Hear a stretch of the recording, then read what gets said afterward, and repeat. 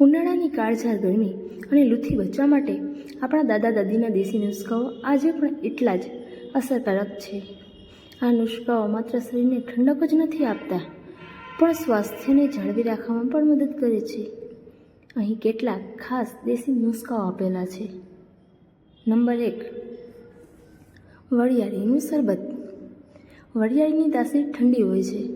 વરિયાળી અને સાકરનું પાણી પીવાથી પેટની બળતરા શાંત થાય છે અને શરીરમાં ઠંડક રહે છે. નંબર 2, કાચી કેરીનો પન્નો. ગરમીમાં લૂથી બચવા માટે કાચી કેરીનો બાફેલો પન્નો સૌથી ઉત્તમ ઇલાજ છે. તે શરીરમાં ઇલેક્ટ્રોલાઇટ્સનું પ્રમાણ જાળવી રાખે છે. નંબર 3, ધાણા જીરુંનું પાણી. રાત્રે આખા ધાણા પલાળી સવારે તેને ગાળીને પીવાથી પિત્ત શમે છે. નંબર 4, ડુંગળીનો ઉપયોગ. દાદા કહેતા હતા કે ખિસ્સામાં ડુંગળી રાખવાથી લૂ નથી લાગતી. ભલે ખિસ્સામાં ન રાખો, પણ બપોરના ભોજનમાં કાચી ડુંગળી ખાવી હિતાવહ છે, કારણ કે તે ગરમીને શોષી લે છે. નંબર 5, માટલાનું પાણી. ફ્રીજના બરફ જેવા ઠંડા પાણીને બદલે માટલાનું પાણી પીવું. તે કુદરતી રીતે ઠંડુ હોય છે અને ગળા કે પાચનને નુકસાન કરતું નથી. નંબર 6, હળવો ખોરાક. ઉનાળામાં દહીં, છાશ, કાકડી, તરબૂચ અને શક્કરટેટી જેવા પાણીથી ભરપૂર ફળો વધુ ખાવા જોઈએ. નંબર 7, પગના તળિયે ઘીનું માલિશ. રાત્રે સૂતી વખતે કાસાની વાટકી વડે પગના તળિયે ગાયનું ઘી ઘસવાથી શરીરની ગરમી ખેંચાઈ જાય છે અને આંખોને પણ ઠંડક મળે છે. નંબર 8, તરબૂચના છોડા. જો ગરમીને કારણે ત્વચા પર બળતરા થતી હોય તો તરબૂચની છાલનો સફેદ ભાગ ચહેરા અને હાથ પગ પર ઘસવાથી શાંતિ મળે છે. નંબર 9, બહાર નીકળતી વખતે હંમેશા માથું અને કાન સફેદ સુતરાઉ કાપડથી ઢાંકીને રાખવા. નંબર 10, ખાલી પેટે ક્યારેય તડકામાં ન નીકળવું. હંમેશા કંઈક હળવું ખાઈ અને પાણી પીને જ નીકળવું.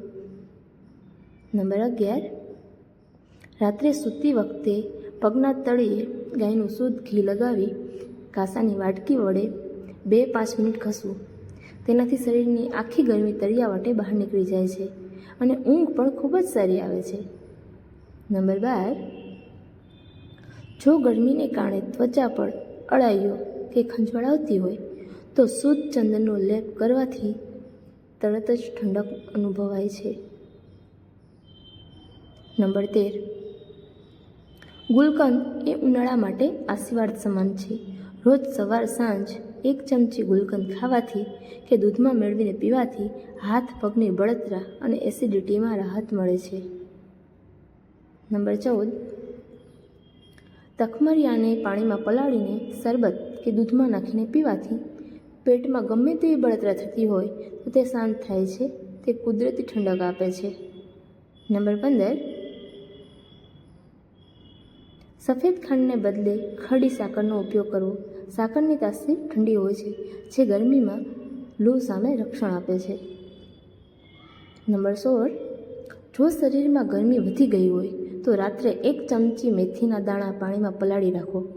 સવારે એ પાણી ગાળીને પી જવાથી શરીરનું તાપમાન જળવાઈ રહે છે. નંબર 17, કાકડીની ચીરીઓ કાપીને તેને આંખો પર રાખવાથી આંખોની બળતરા ઓછી થાય છે અને માથાનો દુખાવો પણ દૂર થઈ જાય છે. નંબર 18, ઉનાળામાં હંમેશા આછા રંગના અને ઢીલા સુતરાઉ કપડાં જ પહેરવા જોઈએ.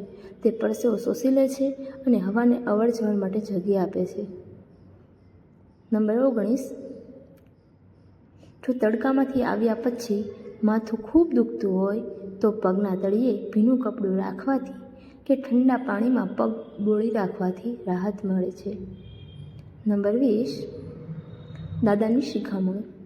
તડકામાંથી ઘરે આવીને તરત જ ક્યારેય ઠંડુ પાણી ન પીવું. થોડીવાર બેસીને શરીરનું તાપમાન સામાન્ય થવા દેવું, પછી જ માટલાનું પાણી પીવું. અને છેલ્લે ખાસ નોંધ, ઉનાળામાં બપોરે 2 થી 4ના સમયગાળા દરમિયાન બિનજરૂરી બહાર નીકળવાનું ટાળવું જોઈએ. આભાર.